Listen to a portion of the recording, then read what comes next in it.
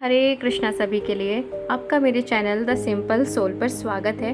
आज हम बात करेंगे कि कैसे चैतन्य महाप्रभु ने दो शराबियों का उद्धार किया जो अपने आप में ही बहुत उद्दंडी थे, जिनका नाम है जगाई और मथाई। एक बार श्री शील नित्यानंद प्रभु तथा श्रील हरिदास ठाकुर प्रभु मुख्य सड़क पर जा रहे थे तो उन्होंने सामने एकत्र शोर मचाती भीड़ देखी। राहगीरों से पूछने पर उन्हें पता चला कि जगाई तथा मथाई नामक दो भाई शराब पीकर उपद्रव मचा रहे हैं। उन्होंने ये भी सुना कि वे दोनों भाई सम्मानित ब्राह्मण परिवार में जन्मे हैं, किंतु कुसंगति के कारण वे अत्यंत पतित बन गए हैं। वे न केवल शराबी थे अपितु मांस भक्षक, व्यभिचारी, डाकू तथा सभी प्रकार के पाप करने वाले थे। नित्यानंद प्रभु ने उनकी संपूर्ण कहानी सुनी और ये निश्चय किया कि सर्वप्रथम इन दोनों पतित आत्माओं का उद्धार होना चाहिए। यदि इन दोनों को पापमय जीवन से उबार लिया जाए तो भगवान श्री चैतन्य का अच्छा नाम और महिमा मंडित हो जाएगा।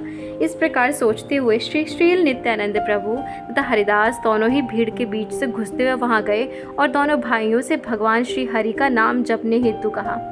इस प्रार्थना पर नशे की हालत में वे दोनों भाई आग बबूला हो उठे और नित्यानंद प्रभु को भद्दी भद्दी गालियां दी। दोनों भाइयों ने दूर तक उनका पीछा किया। जब शाम को महाप्रभु के समक्ष उपदेश कार्य की सूचना प्रस्तुत की गई तब महाप्रभु को यह जानकर प्रसन्नता हुई कि श्रील नित्यानंद तथा श्रील हरिदास ने ऐसे दो मूर्खों का उद्धार करने का प्रयत्न किया है। दूसरे दिन श्रील नित्यानंद प्रभु इन दोनों भाइयों को मिलने गए और जब उनके पास पहुंचे तो उनमें से एक ने उनको मिट्टी के बर्तन का एक टुकड़ा मारा। वह उनके मस्तक पर लगा और उससे तुरंत खून बहने लगा। लेकिन श्रील नित्यानंद प्रभु इतने दयालु थे कि इस जघन्य कृत्य का विरोध करने के बदले उन्होंने कहा, चलो कोई बात नहीं कि तुमने मुझ पर पत्थर फेंका, इतने पर भी मैं तुमसे प्रार्थना करता हूँ कि तुम भगवान श्री हरि के पावन नामों का उच्चारण करो। उन भाइयों में से एक जगाई श्रील नित्यानंद प्रभु के इस आचरण को देखकर विस्मित हुआ और वह तुरंत उनके पैरों में गिरकर अपने पापी भाई को क्षमा करने की विनती करने लगा। जब मथाई ने पुनः श्रील नित्यानंद प्रभु पर प्रहार करना चाहा तो जगाई ने उसे रोका और उनके चरणों पर गिरने हेतु उससे विनती की। इसी बीच श्रील नित्यानंद प्रभु को चोट लगने की जानकारी महाप्रभु तक पहुंच गई और वे तुरंत ही अत्यंत कुपित होकर उस स्थान पर जा पहुंचे। श्री भगवान ने तुरंत ही उन पापियों का वध करने हेतु अपने सुदर्शन चक्र का आह्वान किया, लेकिन श्री नित्यानंद प्रभु ने उन्हें उनके उद्देश्य की याद दिलाई। श्री भगवान का उद्देश्य कलयुग के आशाहीन पतितों का उद्धार करना था और जगाई मथाई दोनों भाई ऐसे पतितों के विलक्षण उदाहरण थे।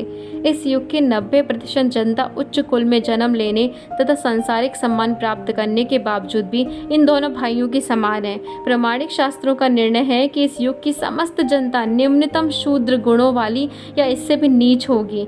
यहाँ पर यह ध्यान रखना है कि चैतन्य महाप्रभु ने कभी जन्म के आधार पर परंपरागत जाति प्रथा को स्वीकार नहीं किया, अपितु उन्होंने किसी के स्वरूप वास्तविक पहचान के विषय में शास्त्रों के निर्णय को ही पुरजोर पालन किया।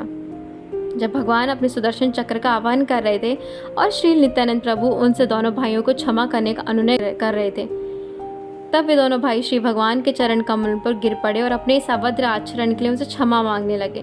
नित्यानंद प्रभु ने भी प्रायश्चित करने वाले उन जीवों को स्वीकारने हेतु प्रार्थना की और महाप्रभु ने उन दोनों को इस शर्त पर अपनाने का स्वीकार किया कि अब वे अपने पाप कर्म से व्यसनों का सर्वथा परित्याग कर देंगे। इस पर दोनों भाई सहमत हो गए और उन्होंने अपने सभी पापमय आदतों को छोड़ देने का वचन दिया। श्री दयालु भगवान ने उन्हें स्वीकार कर लिया और कभी उनके विगत दुष्कर्मों का उल्लेख नहीं किया। इन दोनों भाइयों की घटना से कई शिक्षाएं ग्रहण की जा सकती हैं। इस कलयुग में प्राय सभी लोग जगाई और मथाई के जैसे ही तो हैं।